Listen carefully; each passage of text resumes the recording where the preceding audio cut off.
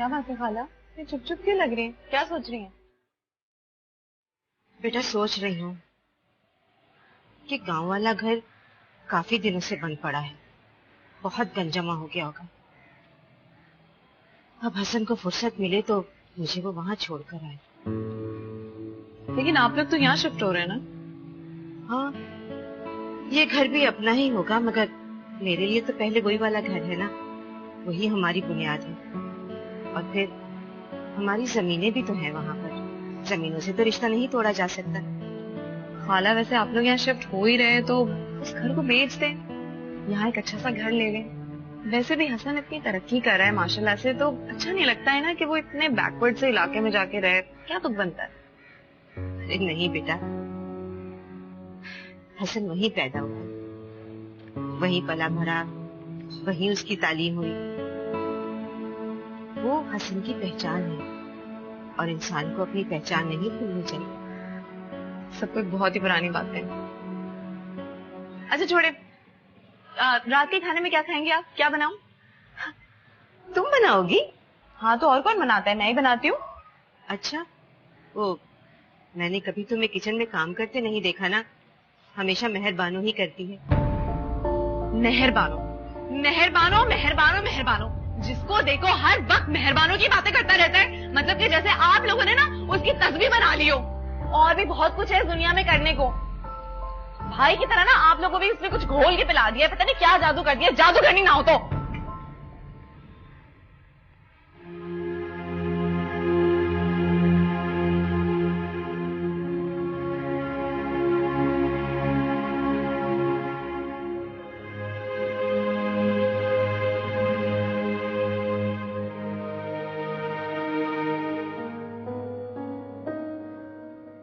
बेबेहानी में तो आप सारे काम करती हैं। बेबेहानी में अपने रूम से निकल आती हैं और बेबेहानी में आप ये भी भूल जाती हैं कि अभी आपकी इद्दत तक पूरी नहीं हुई है।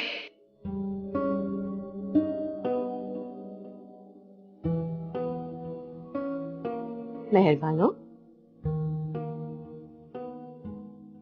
बेटा तुम्हारी तबीयत तो ठीक है? तुमने खाना भी नहीं खाया? जी वो दिल नहीं चाह रहा।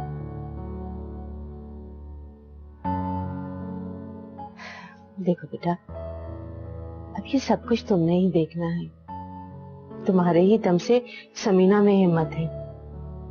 तुम इस तरह उदास मत बैठा करो। फरिया को तो तुम जानती हो कि वो कितनी लापरवाह है। माँ के दुख को वो नहीं समझ पाएगी, लेकिन तुम्हारे लिए तो वो उम्र की माँ है ना। अम्मी। जी बेटा।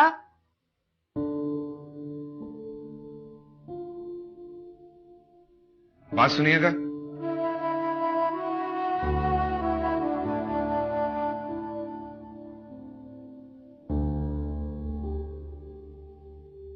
अम्मी ये वो 10,000 रुपए खाला को दे दीजिए, खर्चे के काम आएंगे। ठीक है बेटा, तुम्हारे लिए खाना लगवा दे। नहीं भूख नहीं है मुझे। चल ठीक है।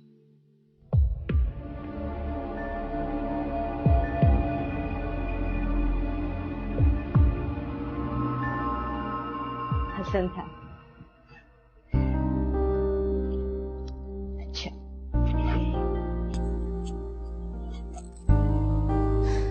यहाँ खड़ी क्या सोच रही हूँ? चल के हम दोनों खाना खाते हैं। हसन ने तो मना कर दिया। चलो आजा आजा, शाबाश।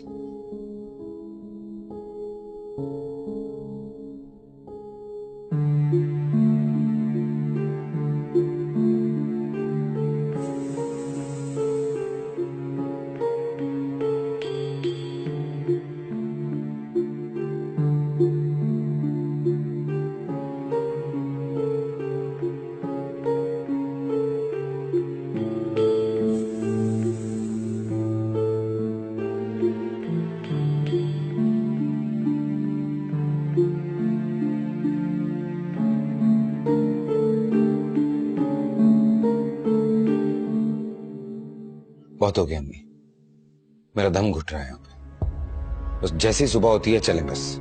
लेकिन बेटा हुआ क्या है ये तो बताओ।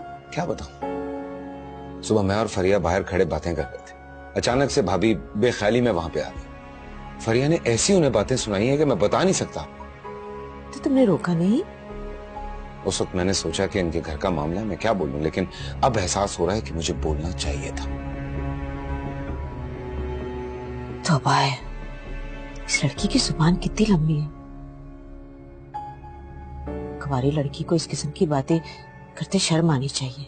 अल्लाह का शुक्र अदा करें कि जो फैसला आप करने जा रही थी वो हुआ नहीं, वरना हम दोनों को ना करदा गुनाह की सजा मिलती। अल्लाह बड़ा गफूर रहीम है, वो हमारी नीयतें जानता है, इसलिए हमें गलत फैसला करने से रोक दिया। समझ में नहीं आता।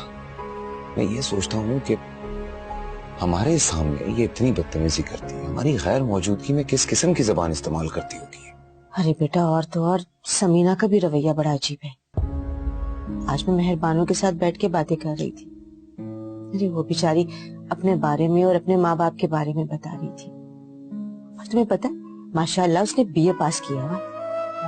चलिए तो अच्छी बात है। समीना वहां आ गई और आते ही कहने लगी कि ये तुम लोग आपस में क्या गिले शिकवे कर रहे हो, और उस बेचारी को इतनी हकारत के साथ बुरा भला कहा और मुझे उठाकर जबरदस्ती अपने कमरे में ले गई। एक बात बताइए मुझे, फरिया और खाला जान की इन आदतों से आप पहले वाकिफ नहीं थी? नहीं बेटा, वो पहले ऐसी नहीं थी। ये बदलाव तो मैं अब उसमें देख रही हूँ। हम बहनों में कोई भी फर्क नहीं था। मुझे वाकई समझ में नहीं आता कि लोग इतनी नफरत दिल में रखे कैसे जिंदा रहते हैं।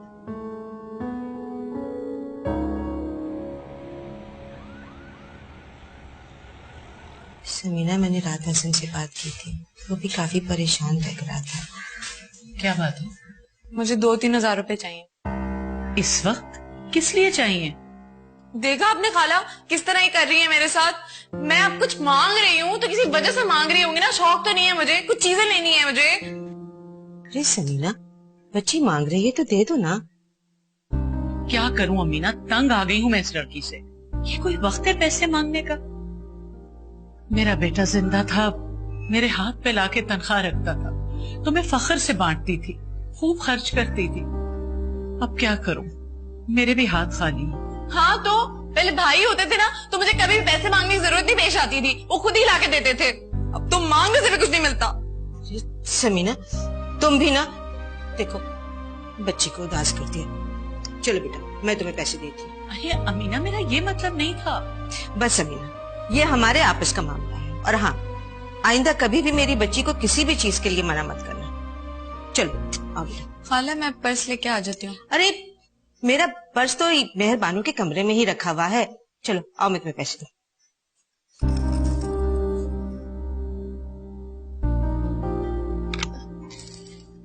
मेहरबानों।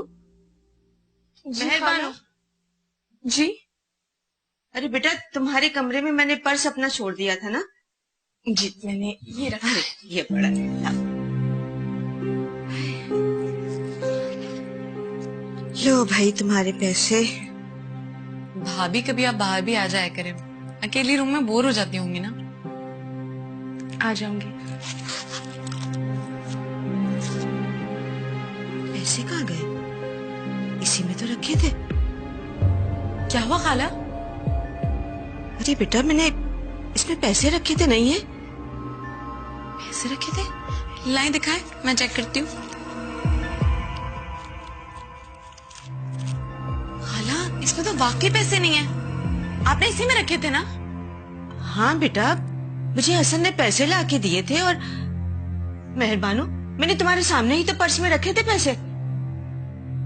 भाभी, आपने तो देखा था खाला को पैसे पर्स में रखते हुए। आपने नोट नहीं किया, कहाँ गए? आपके अलावा और कोई आता भी तो नहीं है इस रूम में। क्या हुआ? अम्मी अम्मी, खाला के पैसे खो गए, चोरी हो गए। पैसे? पैसे कैसे नहीं मिल रहे? यहाँ आता कौन है इस घर में? हाँ देखिए, खुद देखें, अभी हसन ने कल ही लाके दिए थे 10,000 रुपए। खुदा जाने कौन चोर बस गए इस घर में। मेहरबानों, अच्छी तरह देखो, तुम्हारे कमरे से कैसे जा सकते हैं? चल के तो नहीं गए कहीं? जाओ ठीक से देखो।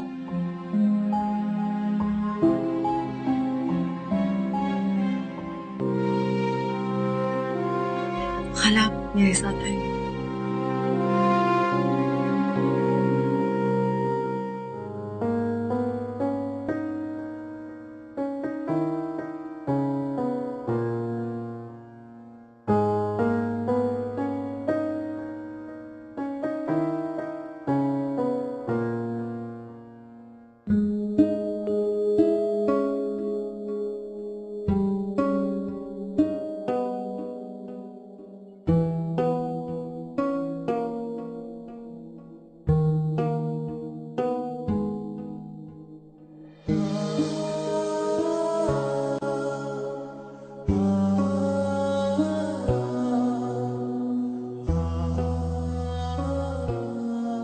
खाला, आपने भाभी की हरकत देखी?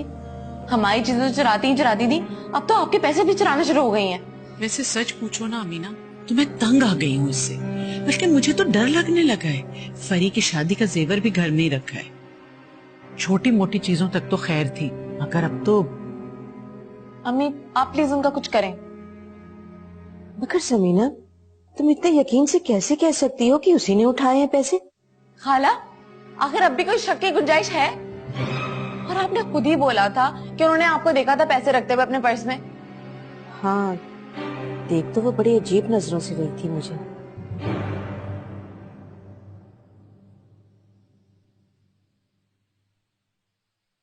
अमीना खाला, ये पैसे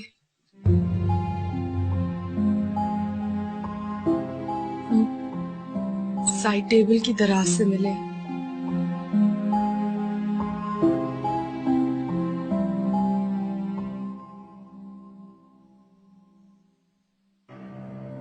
देखा, यही है इनके ड्रामे। पहले खुद ही पैसे छुपाती हैं और फिर मिल भी जाते हैं। अब बताएं, हमने अच्छी तरह हर जगह ढूंढे थे पैसे, हमें मिले, इनको कैसे मिल गए?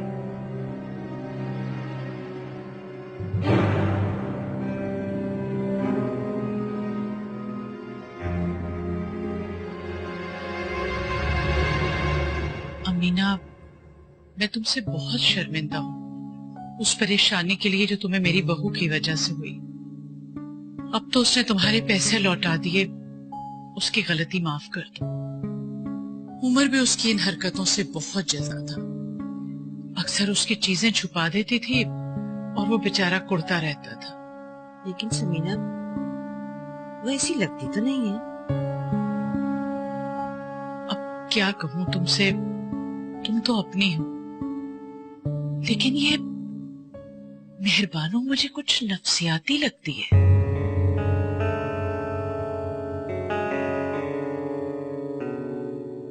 अम्मी, मैं आपको बोल रही हूँ कि आप उसे समझा लें।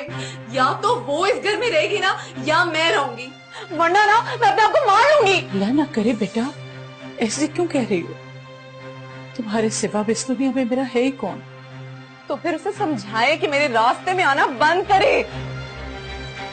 ठीक है, समझा दूंगी, परेशान मत हो। कैसे परेशान ना हूँ? ऐसे अनजान बन के हसन के सामने आती है जैसे उसको कुछ पता ही ना हो, और हसन भी आंखें फोड़ फोड़ के उसे देख रहा था। ऐसी कोई बात नहीं है फरीद, उसे अच्छी तरह पता है कि वो उमर की बेवा है, और मेहरबानो भी ये जानती है कि वो तुम्हारा मंगेतर है। अम्मी, बिलाल भी जानता था।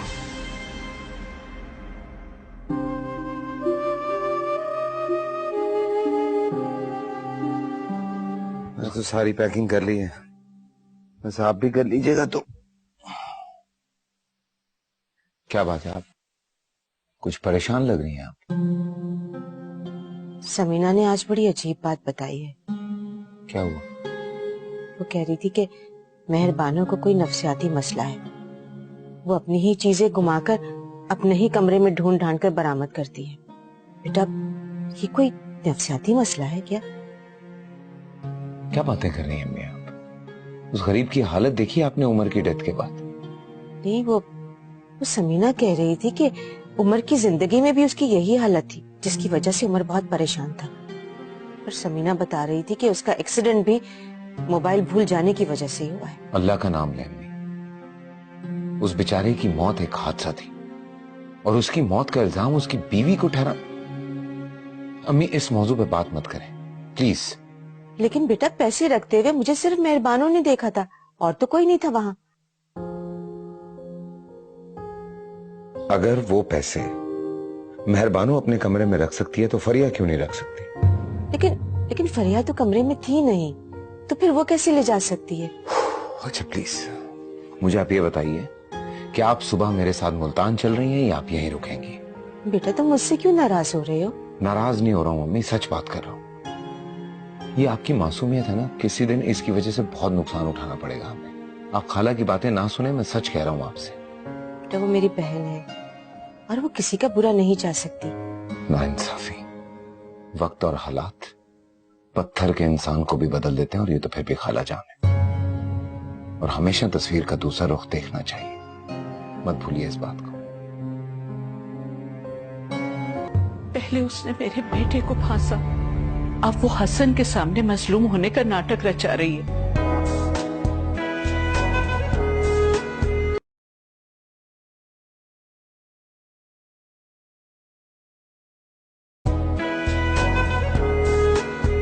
आपके इस्तिखारे के बगैर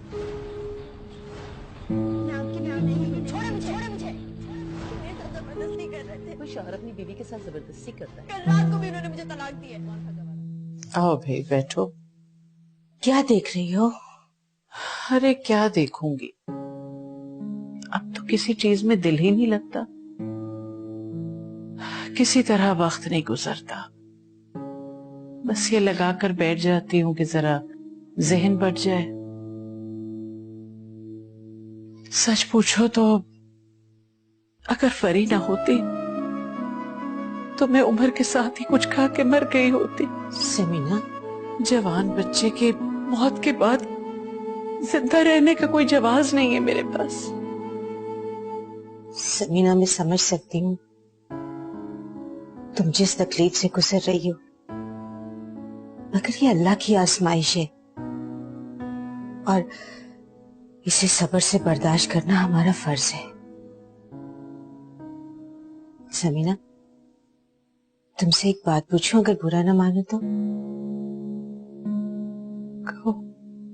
मेहरबानों के साथ तुम्हारे ताल्लुकात वैसे नहीं जैसे पहले थे, और तुमने जो कल रात मुझे बताया मुझे यकीन नहीं आता।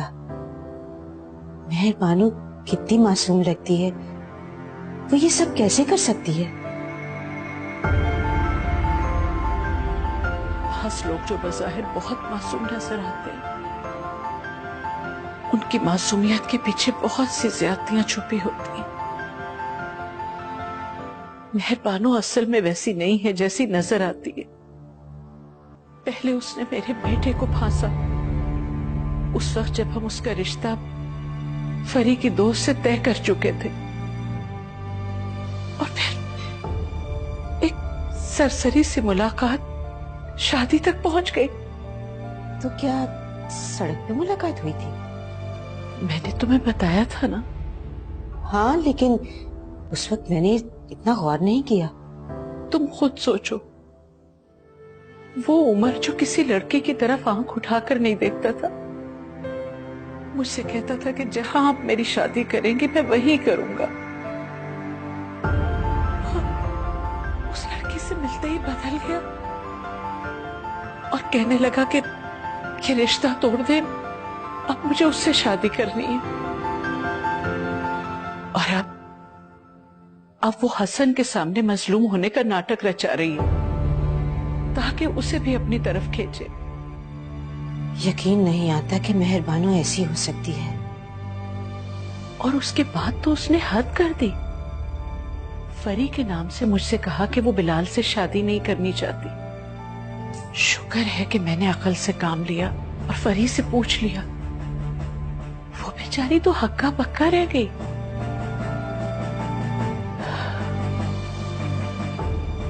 उसके बाद उमर ने उसकी मंगनी का फैसला कर लिया। ये तो हमें बाद में पता चला कि मेहरबानों के बिलाल से भी ताल्लुकात रह चुके थे। और जानती हो उन्होंने रिश्ता तोड़ते वक्त क्या कहा? उन्होंने कहा कि इद्दत के बाद बिलाल उससे निकाह करना चाहता है। अमीना, मेरे बच्चे को मरे हुए चंद दिन हुए थे, उसका कफन भी मैला नहीं हुआ था। हिद्दत में बैठी थी और उसका आशिक रिश्ता भेज रहा था। तुम सोच नहीं सकती मुझ पे क्या गुजरी। अल्लाह उसका वास्ता अच्छे लोगों से करवाए। मैं तुम्हें जबरदस्ती यकीन दिलाना नहीं चाहती, वक्त खुद ही तुम्हें सब कुछ बता देगा।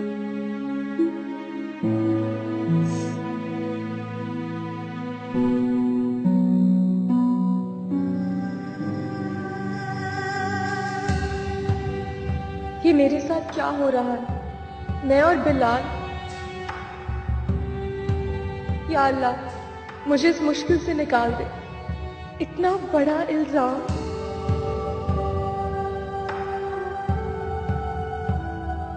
देखिए, I'll be very honest, मैं आपसे शादी करना चाहता हूँ।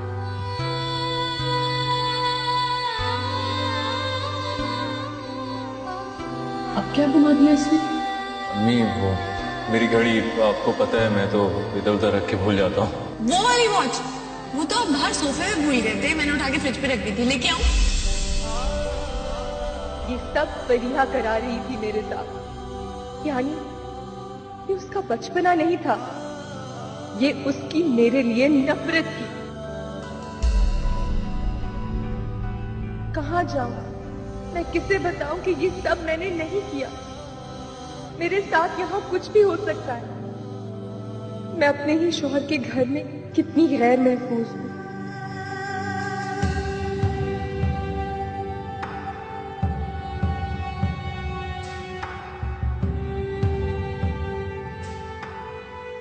हसन, शामी कबाब लो ना। शामी कबाब? तुम्हें पता है मुझे शामी कबाब बहुत पसंद है। पता है मुझे। खाला, आपको कैसे लगे? बेटा बहुत मजे की। क्या बात है भाई, बड़ी सुगड़ होती जा रही है फरिया। हाँ, तुम जैसे लोगों की सोबत में रहूंगी तो सुगड़ हो ही जाऊंगी। और वैसे भी मुझे याद है कि तुम बचपन में खाला को बड़े मजे मजे के खाने बना के देते थे। अरे अब भी बना लेता है अगर टाइम हो इसके पास तो। मैं तो वैसे ही जोड़ों के दर्द से परेशान रहती हूँ, लेकिन अल्लाह का शुक्र है कि आजकल आराम है, इसलिए तो इतने चक्कर लगा लिए मैंने। अच्छा, बस अब खुद को नजर मत लगाओ, अल्लाह तुम्हें सेहत दे। अभी तो तुम्हें बेटे की शादी करनी है, बहू ब्याह कर लानी है। नहीं खालाजान, अभी नहीं। मैंने अम्मी से रिक्वेस्ट की है कि 3-4 साल मुझे आजाद रहने दें। अरे बेटा, ये भला क्या बात हुई? हर माँ को अरमान होता है कि जल्द अज जल्द अपने बेटे के सर पे सेहरा देखे। बस अब तुम्हें शादी कर ही लेनी चाहिए, ताकि बहू आकर जरा अमीना की भी तो खिदमत करे। क्या पता इस बात का उलट हो जाए, अम्मी की खिदमत करने की बजाय अगर उसने अम्मी से खिदमत करवानी शुरू कर दी तो। अरे अल्लाह न करे बेटा, कैसी बातें कर रहे हो तुम? ऐसी मैं सोच रहा था फरिया कि भाभी सुबह से कमरे में बंद हैं, एक प्लेट खाने की बना के उनको दे आओ। हाँ बेटा, हसन ठीक ही तो कह रहा है, मेहरबानों के कमरे में उसे खाना दे आओ। मैं कोई इसकी नौकर नहीं लगी हुई हूँ जिसको खाना दे दे के आऊं। आपको इतनी मोहब्बत है ना अपनी बहू से, खुद दें।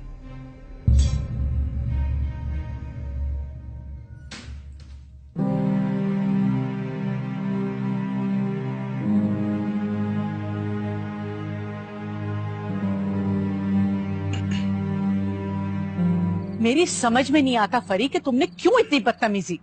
मैं जितना इस मामले को संभालने की कोशिश करती हूँ तुम उतना ही बिगाड़ती हो। हद और इंतहा होती है कोई बदतमीजी की। अम्मी, आपको अच्छी तरह पता है कि उनके नाम से मेरे तन बदन में आग लग जाती है, लेकिन आप फिर भी मुझे बोल रही थी कि उनके चाय दे के आओ। अरे तो ना देती चाय, लेकिन उनके सामने बदतमीजी तो ना करती। ये तो समझ में नहीं आता। भाई मैं तो ऐसी ही हूँ। ऐसी हो तो फिर ऐसी रहो, इसके बाद मेरी खुशामद मत करना कि खाला को राजी कर ले। अम्मी, आपको अच्छी तरह पता है कि मेरा गुस्सा ऐसा ही है और मुझे अपने गुस्से पे काबू नहीं है। इस महीने की तारीख निकल गई थी, मैंने सोचा था अमीना हसन को राजी कर लेगी समझा बुझा के, और मैं अगले महीने किसी तारीख पे तुम्हें रुखसत कर दूंगी। मगर तुम तो हर मर्तबा एक नया तमाशा खड़ा कर लेती हो। अच्छा टेंशन तो ना लें आप, मैं सब कुछ संभाल लूंगी। आप बस भाभी को यहाँ से रफा दफा करें। जब तक वो इस घर में रहेगी ना, मेरा कुछ नहीं हो सकता। शायद तुम भूल रही हो, हम अगर इस घर में है ना तो उसकी वजह से। उसे निकालेंगे तो कल हम भी सड़क पे होंगे।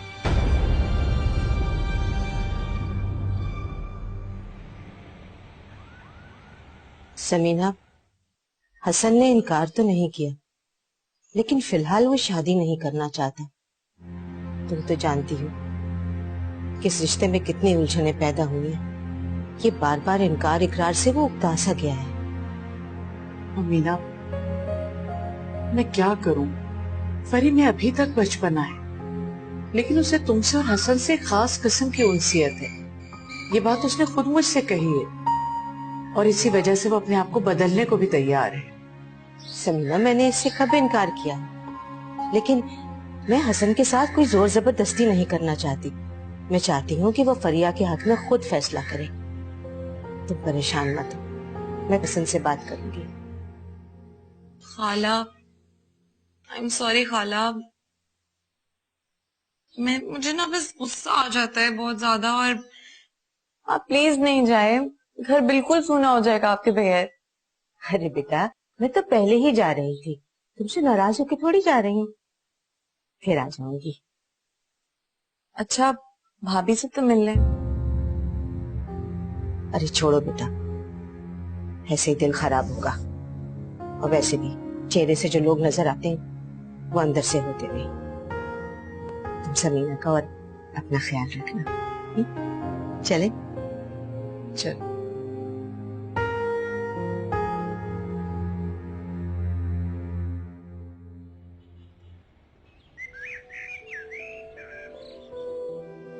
अल्लाह तुम्हें सब्र दे मेरी बच्ची।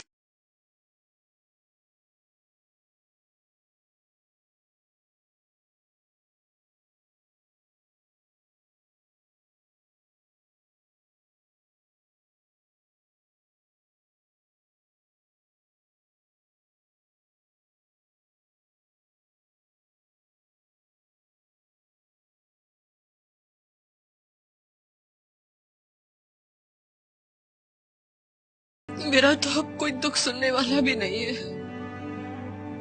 मैं अकेली रह गई। मत रो बेटा, सब्र करो। मेहरबानी, कुछ तो बात करो।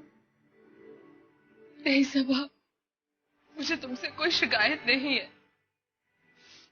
मुझे अब किसी से कोई शिकायत नहीं है। नहीं बेटा, दरअसल तुम इद्दत में थी ना, तो मैंने तुम्हें बताना मुनासिब नहीं समझा।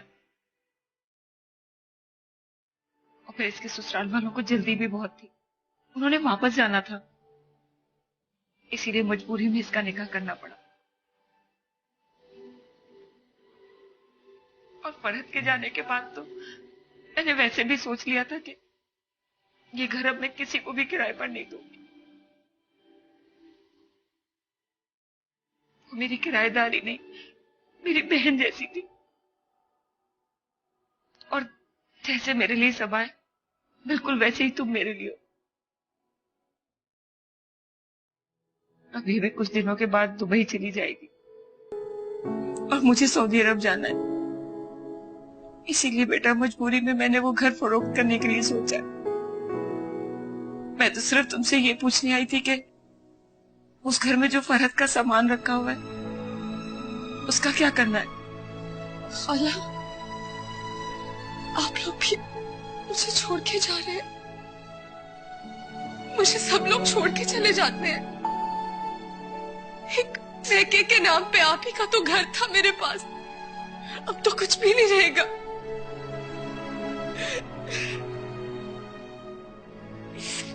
खाला, मुझे अम्मी का सारा सामान दे दे। मुझे उनका सारा सामान चाहिए, मैं सब कुछ रखूंगी अपने पास। अब भाभी, इस घर में वैसे ही जगह नहीं है। ऑलरेडी हमारे पास इतना सारा सामान है, खुद के रहने की जगह नहीं है। आप और सामान लाने की बात कर रही हैं। तो फिर खाला, वो जो अम्मी की मेज और कुर्सी थी ना, जिसमें वो बैठ के स्कूल की कॉपियां चेक किया करती थी, मुझे वो दे दे। मैं उनकी एक एक की आंख संभाल के रखूंगी, वो मुझे दे दे। देखो बेटा, फरी ठीक कह रही है, घर में जगह नहीं है। और देखो सामान जो है ना वो तो रखे रखे खराब हो जाता है। इससे बेहतर नहीं कि किसी जरूरतमंद को दे दें, वो इस्तेमाल कर ले, किसी के काम ही आ जाए। हाँ आंटी, आप ऐसा करिएगा कि वो चीजें किसी जरूरतमंद को दे दीजिएगा या किसी कबाड़े वाले को दे दीजिएगा, किसी काम आ जाएगी। ऐसे पड़े पड़े यहाँ खराब हो जाएंगी।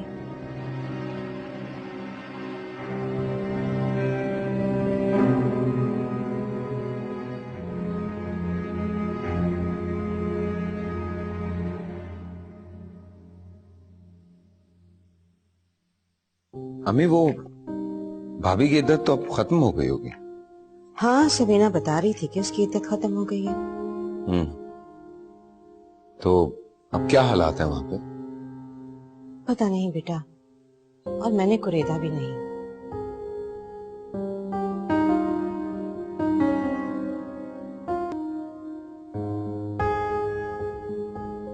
वैसे मुझे तो भाभी की बातें बहुत पॉजिटिव लग रही हैं। उन्होंने अपना जेवर, पैसा, यहां तक कि जो कुछ उमर ने उन्हें दिया था वो भी खालाजान को दे दिया। मतलब अपने फ्यूचर को सिक्योर करने के लिए कुछ भी नहीं रखा अपने पास। ये बातें सुन सुनकर मैं तो और उलझती ही चली जा रही हूँ। पता नहीं उन लोगों के क्या मसाइल हैं। यहाँ तुम कुछ और कह रही हो और वहां समीना कुछ और। क्या कहा खालाजान? समीना ने मेहरबानों के बारे में जो कहा, उसे सुनकर तो मैं हैरान ही रह गई। कह रही थी कि उमर का रिश्ता कहीं और तय हुआ था। मेहरबानों उसे सड़क पे मिली थी और पहले ही मुलाकात में दोनों ने शादी का फैसला कर लिया। और उमर की मौत के बाद फरी के मंगेतर के साथ पता नहीं उसने क्या चक्कर चलाया कि वहां से रिश्ते से इनकार हो गया। स्ट्रेंज। हमें कुछ और दिखाई दे रहा है और ये लोग कुछ और कह रहे हैं। पता नहीं बेटा, समझ नहीं आता किसका यकीन करूं किसका नहीं करूं। खैर, उनके घर का मामला है, हम लोग क्या बोले। मैं बताना भूल गया आपको, वो कराची में एक फर्निश्ड अपार्टमेंट मैंने रेंट आउट किया है। जब तक बिजनेस सेटअप नहीं होता सही तरह से, तब तक हम वहीं रहेंगे, फिर हम अपने घर में मूव कर जाएंगे। चलो अच्छा है बेटा, सारे कामों से निपट जाओ। ये रोज रोज का आना जाना भी तुम्हारा खत्म हो जाएगा फिर। देखिए, मैं जानती हूँ कि मैंने आपसे मोहलत मांगी थी और वो भी खत्म हो गई, लेकिन आप भी तो हमारी मुश्किल का अंदाजा लगाइए। कुछ थोड़ा वक्त और दिलवा दीजिए। सॉरी, ये मेरे इख्तियार में नहीं। मैं उनका मुलाजिम हूँ और ये मेरी ड्यूटी है। आपके पास सिर्फ 15 दिन है, वो भी मैं आपको अपनी जिम्मेदारी पे दिलवा रहा हूँ। लेकिन 15 दिन में कैसे मकान तलाश करेंगे हम? देखिए, हमारा नया इंजीनियर आ चुका है, उसे कंपनी ने गेस्ट हाउस में रखा हुआ है। उसकी फैमिली को यहाँ शिफ्ट होना है, ऑफिस उसे कब तक वहाँ रखेगा? प्लीज थोड़ा सा तो वक्त और दिलाते। हमारा कोई भी नहीं है जो मकान ढूंढेगा, कोई मदद करने वाला नहीं। एमडी साहब ने उमर साहब के रिकॉर्ड को देखते हुए ये कहा है कि अगर आप चाहें तो हम आपके घर में से किसी को जॉब पर रख सकते हैं। घर तो आपको हर हाल में खाली करना ही पड़ेगा, इसके लिए हम आपको मजीद टाइम नहीं दे सकते। ठीक है, मैं अपनी बेटी से। मैं जॉब करने को तैयार हूँ। आप मुझे जॉब दिलवा सकते हैं? हाँ, एक जॉब मिल सकती है, मगर वो लोअर लेवल की होगी और उमर साहब जैसी तनख्वाह भी नहीं होगी। मैं कर लूंगी, आप बस मुझे नौकरी दिलवा दें।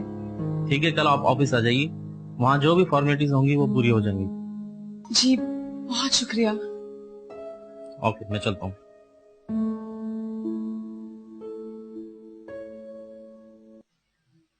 मुझे उमर के ऑफिस में जॉब मिल जाएगी ना?